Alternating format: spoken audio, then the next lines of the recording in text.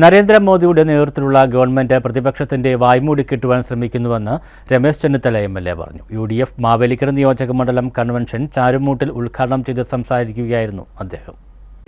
ഇന്ന് നരേന്ദ്രമോദിയുടെ നേതൃത്വത്തിലുള്ള ഗവൺമെന്റ് പ്രതിപക്ഷത്തിന്റെ വായ്മൂടി കെട്ടാൻ ശ്രമിക്കുന്നു. കഴിഞ്ഞ 2 മാസത്തിനുള്ളിൽ 2 മുഖ്യമന്ത്രിമാരെ ഈ ഗവൺമെന്റ് ജയിലിലടച്ചു. ജനാധിപത്യത്തിൽ കേട്ടുകേൾവിയില്ലാത്ത നിലയിൽ കേന്ദ്ര ഏജൻസികളെ ഉപയോഗിച്ചുകൊണ്ട് 2 മുഖ്യമന്ത്രിമാരെ ജയിലിലടച്ച ഒരു ഗവൺമെന്റാണിത്.